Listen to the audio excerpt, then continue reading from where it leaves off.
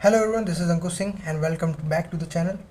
आज हम लोग बात करने वाले हैं क्रेब्स साइकिल पे। ठीक है, व्हाट इज़ क्रेब्स साइकिल। ठीक है, बट अगर आप ये पहली बार देख रहे हैं वीडियो तो उससे पहले मैं रिक्वेस्ट करूँगा आप लोग ग्लाइकोलिसिस एक बार ज़रूर देखें and then move to Krebs cycle. ठीक है, सो क्रेब्स साइकिल शुरू करने से पहले मैं कुछ रिवाइज कराना चाहता हूँ। हम लोग के सेल में एटीपी निकालना है। ठीक है, बेसिक ये सेल है, सेल के अंदर बेसिक रिएक्शन क्या होता है, जो भी कुछ खाया है उसको ऑक्सीजन के प्रेजेंस में बर्न करके उसमें से क्या निकालना है, एटीपी। और इस एटीपी को यूज़ करना है सेल डिवीजन में, डीएनए रेप्लिकेशन में, ठीक है, सेल रिपेयर में। ये एटीपी का इस्तेमाल करना है। और कहाँ से निकालना है एटीपी को, ग्लूकोज को ब्रेक करके। ग्लूकोज को ब्रेक करने का दो तरीका है। ग्लूकोज को ब्रेक करने का दो तरीका है, एक एरोबिक है, एरोबिक मतलब जहाँ पे ऑक्सीजन का यूज़ होगा, और एक तरीका कौन सा है, एन एरोबिक, NAEROBIC। इसमें ग्लूकोज को जब हम लोग एरोबिकली तोड़ेंगे तो 38 एटीपी निकलता है एक ग्लूकोज से, और जब एन एरोबिकली तोड़ेंगे तो सिर्फ 2 एटीपी निकलता है। ठीक है, सो जब हम लोग एरोबिक वाला पाथवे फॉलो करते हैं तो इसको हम लोग क्या बोलते हैं, कंप्लीट ऑक्सीडेशन ऑफ ग्लूकोज। जब एन एरोबिक वाला रास्ता यूज़ करते हैं तो हम लोग क्या बोलते हैं, फर्मेंटेशन। ठीक है, सो ये मोस्टली हम लोग के अंदर होता है, यूकैरियोट्स के अंदर, और ये मोस्टली प्रोकैरियोट्स बैक्टीरिया के अंदर होता है। ठीक है, कोई डाउट। अभी हम लोग ने पिछले वीडियो में क्या बात किया था, ग्लूकोज था। ग्लूकोज साइटोप्लाज्म के अंदर किस में गया, ग्लाइकोलिसिस में। ये जो सेल है, सेल के अंदर न्यूक्लियस होता है, एंडोप्लाज्मिक रेटिकुलम, माइटोकॉन्ड्रिया, ये है यूकैरियोटिक सेल। प्रोकैरियोटिक सेल में खाली डीएनए होता है और राइबोसोम होता है। तो ये जो साइटोप्लाज्म है, ये जो ग्लाइकोलिसिस है कहाँ होगा, साइटोप्लाज्म में। यूकैरियोटिक सेल में भी, प्रोकैरियोटिक सेल में भी कहाँ पे होगा, साइटोप्लाज्म में। इसमें मैंने क्या बताया था, ऑक्सीजन का यूज़ नहीं होगा। ठीक है, और इससे जो एंड प्रोडक्ट मिलता है ग्लाइकोलिसिस से क्या रहता है, वो पायरुविक एसिड, कितने कार्बन का, 3, और ये है कितने कार्बन का, 6। मैं आपको बेसिक स्ट्रक्चर बता रहा हूँ। और कितना मॉलिक्यूल मिलता है, 2। तो ग्लाइकोलिसिस आप लोग ने याद रखा था कि इसमें ऑक्सीजन का यूज़ नहीं होता है, साइटोप्लाज्म में होता है, और इसमें कोई भी कार्बन डाइऑक्साइड लॉस नहीं होता। मतलब 6 कार्बन यहाँ पे था, ग्लाइकोलिसिस के बाद भी 3 2 6 कार्बन रहेगा, क्योंकि पायरुविक एसिड के 2 मॉलिक्यूल बन रहे हैं। क्लियर, ग्लाइकोलिसिस वाला पार्ट रिवाइज हो गया। अब हम लोग बात करेंगे ग्लाइकोलिसिस के बाद क्या होता है। ये पायरुविक एसिड बना है 3 कार्बन का, 3 कार्बन का जो पायरुविक एसिड बना है, इसके पास 2 ऑप्शन है। या तो ये कंप्लीट ऑक्सीडेशन हो जाए इसका, ऑक्सीजन के प्रेजेंस में क्रेब्स साइकिल में एंटर करे, फिर ऑक्सीडेशन हो इसका, आगे जाके इलेक्ट्रॉन ट्रांसपोर्ट चेन हो। ठीक है, या एब्सेंस ऑफ ऑक्सीजन, ऑक्सीजन नहीं है और यहाँ पे क्या हो जाए, फर्मेंटेशन। ठीक है, फर्मेंटेशन होगा तो क्या बनेगा, अल्कोहल या फिर एसिड्स। क्लियर। और ये जो रास्ता है, ये जो देखो मैं क्या बोलना चाह रहा हूँ, ये पायरुविक एसिड यहाँ बना है, यहाँ पे कोई भी ऑक्सीजन यूज़ नहीं हुआ है। अब पायरुविक एसिड को अगर ऑक्सीजन मिला तो वो क्रेब्स साइकिल में एंटर करेगा, ऑक्सीजन मिला तो ईटीसी में जाएगा। बट अगर ऑक्सीजन नहीं मिला ये पायरुविक एसिड को, तो ये कहाँ चले जाएगा, फर्मेंटेशन में। फर्मेंटेशन में क्या बना देगा, अल्कोहल या फिर एसिड। ये हम लोग को बैक्टीरियाज में दिखता है, यीस्ट में दिखता है, और हमारे बॉडी के मसल्स में भी दिखता है, मसल सेल में भी दिखता है, जहाँ पे लैक्टिक एसिड बनता है। पता है ना, जब हम लोग ज़्यादा एक्सरसाइज करते हैं तो मसल पेन होता है, क्रैम्प होता है, लैक्टिक एसिड जमा होती है, तो वहाँ पे ऑक्सीजन के एब्सेंस में जो है ग्लूकोज को ब्रेक डाउन करते हैं। ठीक है, और ये जो प्रोसेस है, इस पर आगे जाके कितना एटीपी मिलेगा पता है, टोटल अगर यहाँ से एरोबिक हुआ तो टोटल कितना एटीपी मिलेगा, 38। अगर ये वाला रास्ता अपना लिया तो कितना एटीपी मिलेगा, सिर्फ 2। ठीक है, ये बेसिक क्लियर है। अब हम लोग आज यहाँ पायरुविक एसिड से शुरू करेंगे क्रेब्स साइकिल को। ठीक है, अब देखना है कि क्रेब्स साइकिल जो है वो होता कहाँ पे, क्रेब्स साइकिल कहाँ होता है। पहले तो आपको माइटोकॉन्ड्रिया का स्ट्रक्चर पता होना चाहिए। ये सेल है, सेल में तुमने एक सॉसेज लाइक स्ट्रक्चर देखा होगा, क्रिस्टे बोलते हैं ना इसको, फोल्डिंग को। ये स्ट्रक्चर है माइटोकॉन्ड्रिया। तो क्रेब्स साइकिल किस में होगा, जिस सेल के पास माइटोकॉन्ड्रिया हो। और प्रोकैरियोटिक सेल के पास माइटोकॉन्ड्रिया होता नहीं है, इसलिए उनके अंदर क्रेब्स साइकिल होगा नहीं, सिर्फ ग्लाइकोलिसिस होगा। बट यूकैरियोटिक सेल तुमको पता है उसके अंदर माइटोकॉन्ड्रिया होता है, तो क्रेब्स साइकिल कहाँ होगा, माइटोकॉन्ड्रिया में। और माइटोकॉन्ड्रिया में भी कहाँ है, सपोज ये माइटोकॉन्ड्रिया बना रहा हूँ, ये क्रिस्टा है उसका। ठीक है, ये फोल्डेड स्ट्रक्चर, ये जो अंदर वाला पार्ट है इसको क्या बोलते हैं, मैट्रिक्स। तो जो क्रेब्स साइकिल है वो कहाँ होगा, मैट्रिक्स में। ठीक है, आगे बढ़े। अब एक चीज़ और बताना चाहूँगा, तो क्रेब्स साइकिल कहाँ होगा, मैट्रिक्स में। अब ये जो पायरुविक एसिड है ना, ये पायरुविक जो बार बार मैं बोल रहा हूँ, ये 3 कार्बन का है, ठीक है। अब ये 3 कार्बन से डायरेक्टली क्रेब्स साइकिल में नहीं जाएगा, पहले किस में कन्वर्ट होगा, ये 2 कार्बन के एक चीज़ में कन्वर्ट होगा। उसको क्या बोलते हैं, इस पूरे स्टेप को बोलते हैं लिंक रिएक्शन। क्या बोलते हैं, लिंक्ड रिएक्शन। और ये क्रेब्स साइकिल से अलग है, ये लिंक करता है, ग्लाइकोलिसिस को क्रेब्स साइकिल से लिंक करता है, ठीक है। क्या बोलना चाह रहा हूँ मैं, क्रेब्स साइकिल होने से पहले एक रिएक्शन होगा जिसमें ये 2 कार्बन का चीज़ चाहिए हमको, एसिटाइल कोएंजाइम ए, 2 कार्बन का ये प्रोडक्ट हमको चाहिए। ये जो है ना, ये क्रेब्स साइकिल में एंटर करेगा। ये जो एसिटाइल है कोएंजाइम ए, ये जो क्रेब्स साइकिल यहाँ चलेगी इसमें एंटर करेगा, कौन, एसिटाइल कोएंजाइम ए। अब ये acetyl coenzyme A pyruvic acid से कैसे बनेगा, उसका नाम क्या है, लिंक रिएक्शन। तो लिंक रिएक्शन क्रेब्स साइकिल से अलग चीज़ है, ठीक है। और ये लिंक रिएक्शन कहाँ होता है, ये भी यहीं पे होता है, लिंक रिएक्शन भी मैट्रिक्स में ही होता है, ठीक है। तो क्रेब्स साइकिल से पहले याद रखना है क्या, यहाँ पे ग्लाइकोलिसिस था, इन दोनों के बीच में क्या आ जाएगा, लिंक रिएक्शन, ठीक है, याद रखना। सो लिंक रिएक्शन में क्या होगा मैं बता रहा हूँ, ये 3 कार्बन का पायरुविक एसिड है, किस में कन्वर्ट हो जाएगा, 2 कार्बन के एसिटाइल कोएंजाइम ए में। अब ये होगा कैसे, अब 1 कार्बन का लॉस होना चाहिए, तो 1 कार्बन का लॉस हो गया, 3 से इसलिए 2 बन गया। अब जब कार्बन का लॉस होगा तो ये एक चीज़ कॉमन है, क्या होगा, NAD+ आएगा और क्या कर देगा, ऑक्सीडाइज, NADH+ बन जाएगा, क्लियर। सो पायरुविक एसिड से 1 कार्बन का लॉस, NAD+ से NADH+ बन गया।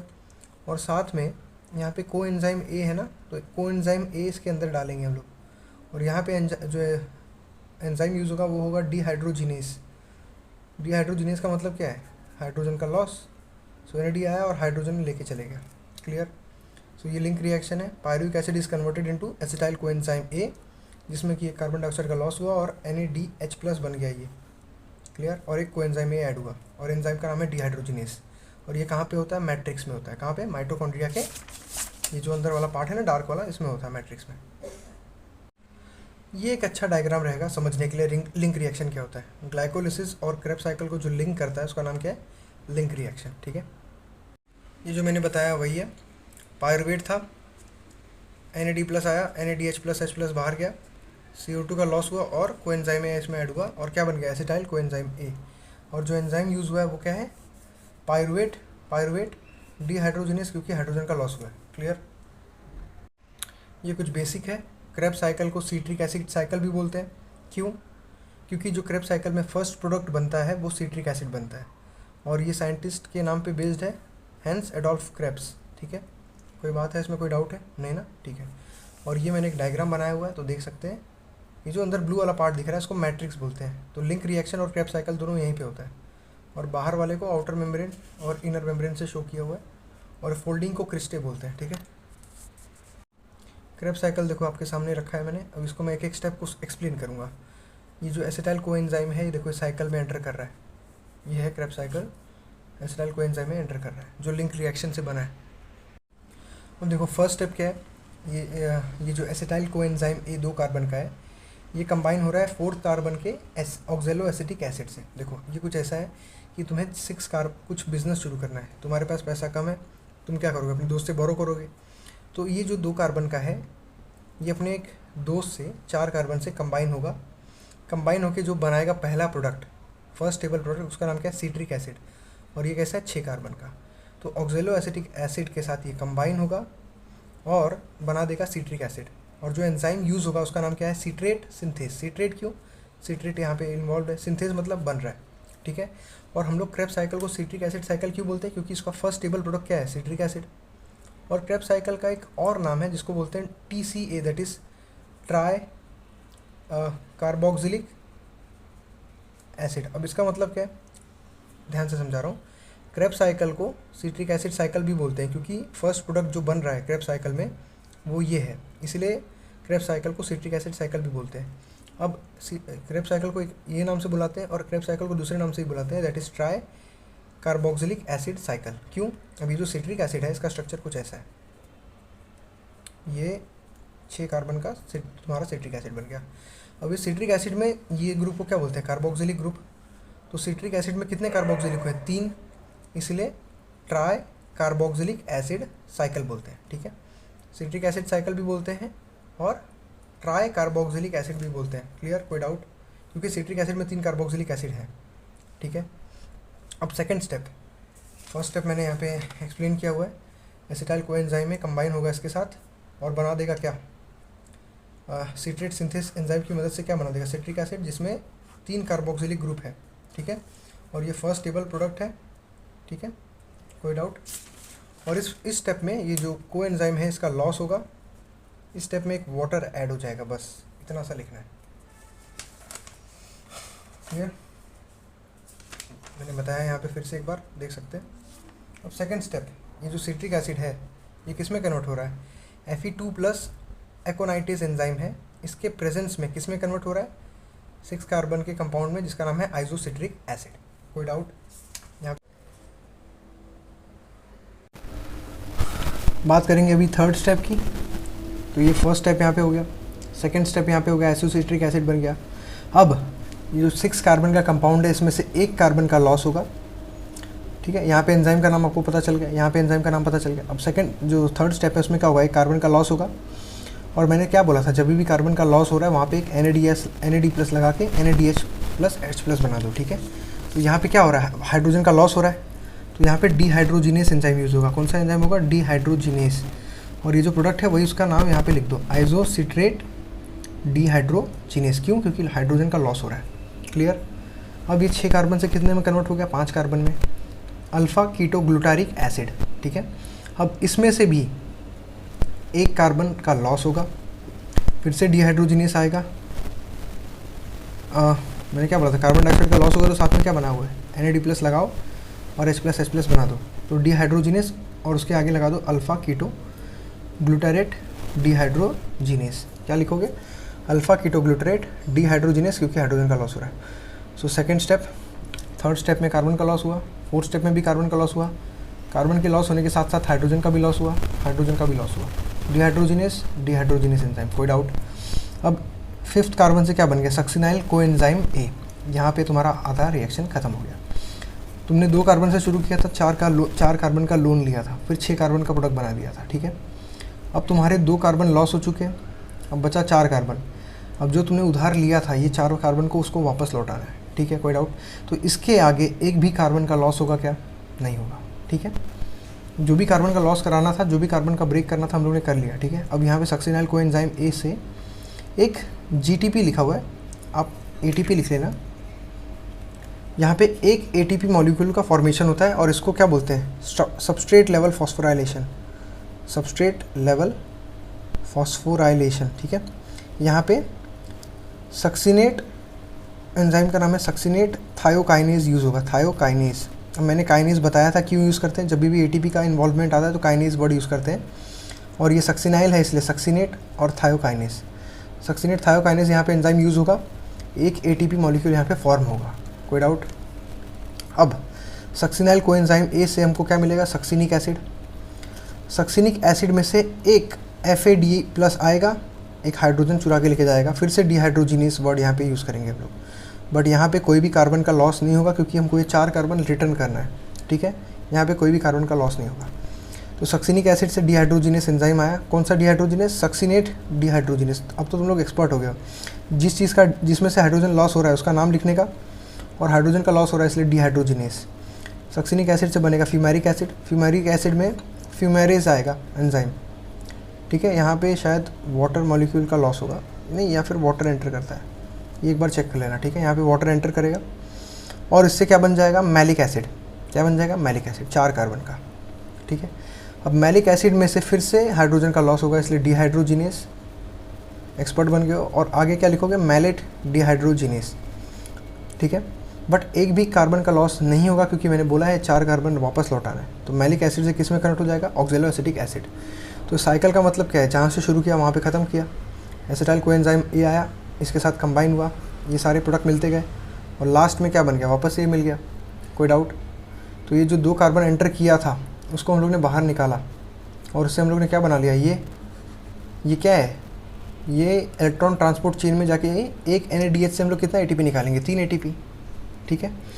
तो अब मैं क्वेश्चन पूछूंगा कि क्रेब्स साइकिल से हमको क्या मिला।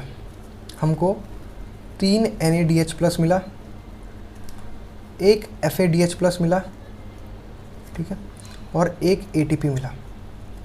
लिंक रिएक्शन से क्या मिला, हमको एक NADH प्लस H प्लस मिला। कोई डाउट? अब ये आगे जाके हमको कितना ATP देगा, 3, और ये 3 है ना, 3, एक कितना देता है, 3, तो 3 कितने देंगे, 9 ATP। और ये जो FADH2 है, ये आगे जाके एक FADH2 कितना ATP देता है, 2 ATP, और एक ATP डायरेक्टली मिला है। तो 9 + 2 कितना हो गया, 11, 11 और 1 कितना होता है, 12। तो एक क्रेब्स साइकिल से कितना ATP मिलेगा, 12 ATP मिलेगा, ठीक है। और लिंक रिएक्शन से कितना ATP मिला है, 3। कोई डाउट? तो मैं सिंपल सा क्वेश्चन ये पूछना चाहता हूँ, एक ग्लूकोज था, ग्लूकोज से 2 पायरुविक एसिड मिला, और यहाँ पे कितना ATP मिला, 8, क्योंकि अगर कंप्लीट ऑक्सीडेशन होगा तो 8 ATP मिलेगा, अगर इनकम्प्लीट ऑक्सीडेशन होगा तो 2 ATP मिलेगा, बट मैं कंप्लीट मान के चल रहा हूँ। तो 8 ATP यहाँ से मिल गया एक ग्लूकोज से, 2 पायरुविक एसिड आए। एक पायरुविक एसिड पहले क्रेब्स साइकिल में एंटर करेगा, सॉरी लिंक रिएक्शन में एंटर करेगा, फिर क्रेब्स साइकिल में एंटर करेगा। लिंक रिएक्शन से 3 ATP मिल जाएगा, क्रेब्स साइकिल से 12 ATP मिल जाएगा। तो कितना मिला, 3 और 12 कितना होता है, 15। बट मेरे पास पायरुविक एसिड के 2 मॉलिक्यूल हैं, मतलब दूसरा मॉलिक्यूल भी लिंक रिएक्शन में जाएगा, दूसरा मॉलिक्यूल भी क्रेब्स साइकिल में जाएगा। तो यहाँ से 3 ATP, यहाँ से 12 ATP, टोटल कितना, 12, 3, 15। तो 15 इधर, 15 इधर, कितना होता है, 30, और 8 कितना है यहाँ पे, तो 30 + 8, 38। तो एक ग्लूकोज को अगर मैं कम्प्लीटली ऑक्सीडाइज करूँगा तो कितना ATP मिलेगा, 38 ATP। ये मैंने थोड़ा सा समझाने की कोशिश की है, समझो। ग्लूकोज था, ग्लाइकोलिसिस के थ्रू हमको क्या मिला, पायरुविक एसिड, 2 मॉलिक्यूल मिला, और 8 ATP मिलेगा अगर कंप्लीट ऑक्सीडेशन होगा इसका, मान लेते हैं हम लोग। और एक पायरुविक एसिड लिंक रिएक्शन में गया, फिर क्रेब्स साइकिल में गया, 3 ATP इधर, 12 इधर, 12, 3, 15। पर हमारे पास कितने पायरुविक एसिड है, 2, इसलिए एक और लिंक रिएक्शन, एक और क्रेब्स साइकिल, 3 और 12, 15। तो 15, 15, 30 + 8। तो एक ग्लूकोज से कितना ATP निकलता है, 38। ये मैंने चार्ट बनाया, देख सकते हैं। एक ग्लूकोज है, ग्लाइकोलिसिस में एंटर किया, एक पायरुविक एसिड मिला और एक और पायरुविक एसिड, 6 कार्बन के 3, 3 के 2 मिले ना। ग्लाइकोलिसिस में 6 कार्बन था, एक भी कार्बन का लॉस नहीं हुआ, 3 कार्बन के 2 प्रोडक्ट मिले। अब एक पायरुविक एसिड किस में एंटर करेगा, लिंक रिएक्शन में, फिर वापस से किस में एंटर करेगा, क्रेब्स साइकिल में, ठीक है। और जो इसमें NADH बन रहा है, ये NADH, इसमें जो NADH और FADH बन रहा है, ये कहाँ जाएंगे, ये अल्टीमेटली ETC में जाएंगे।